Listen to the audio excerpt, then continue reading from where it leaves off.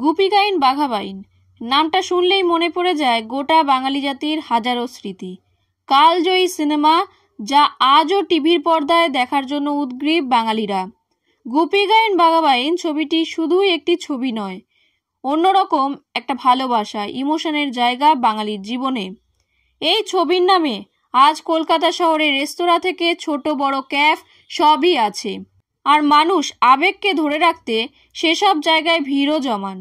সেই কালজয়ী সিনেমার জন্য নাকি সত্যজিৎ রায়কে শুনতে হয়েছিল এই ছবি চলবে না। কে বলেছিল এমন কথা জানেন?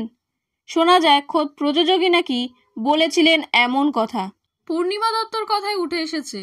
গুপি গাইন বাঘা বাইনও এক সময়ে মিস্টার বানসালের প্রযোজনা করার কথা ছিল। মানিকদা সেই মতো চিত্রনাট্য শুনিয়েছিলেন। শোনার পর তার বক্তব্য ছিল, ইয়ে তো নেহি চলেগা। সে কথা শুনে মানিকদা ফিরে আসেন। ছবিটিও সারা জীবনের মতো বাক্সবন্দী হয়ে যায়, যদিও সেই সময়ে গানের রেকর্ডিং হয়ে গিয়েছিল। সেই খবর পেয়ে কি পূর্ণিমার পরিবার উদ্যোগী হয়েছিলেন ছবিটা করার জন্য? প্রযোজক বলেন, রাজ কাপুরজি খবর পান সত্যজিৎ রায়ের ছবি মাঝপথে বন্ধ হয়ে গিয়েছে। উনি সে কথা শুনে বলেছিলেন, সত্যজিৎ রায়ের ছবি যখন বন্ধ হয়ে গিয়েছে তখন আমি সেটা প্রযোজনা করব। রাজ কাপুরজি আমাদের বন্ধু মানুষ ছিলেন।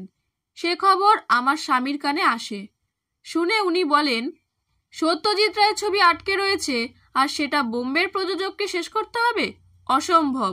মে মাসে মুক্তি পেয়েছিল গুপি গাইন বাঘা বাইন। ছবি শুরুর সময় ঠিক কি হয়েছিল জানেন? একটা সাক্ষাৎকারে প্রযোজক পূর্ণিমা দত্ত খোলসা করেছেন, আমার বিয়ের সময় মানিকদা অর্থাৎ সত্যজিৎ রায় এলেও তারপর সেরম দেখা হয়নি। গুপি গাইন বাঘা বাইনের সময়ে আবার নতুন করে দেখা হলো।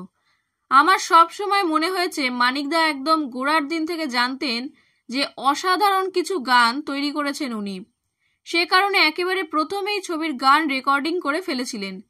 প্রথমে ছবিটি আর.ডি. বানসালের প্রযোজনা করার কথা ছিল। সে আমল থেকেই দু ধরনের প্রযোজক রয়েছে বাংলা ছবিতে। কিছু প্রযোজক ভালো ছবি করতে চান, সে ছবি ভালো ব্যবসা করুক বা না করুক। আর অন্য ধরনের প্রযোজকদের মাথায় একটাই চিন্তা, যে ছবিতে বিনিয়োগ করব, সেটা যথেষ্ট ব্যবসা করবে কি করবে না। দ্বিতীয় ধরনের প্রযোজকদের কিছু চিত্রনাট্য শুনেই সাফ কথা হয়েছিল, ইয়ে তো নেহি চলেগা।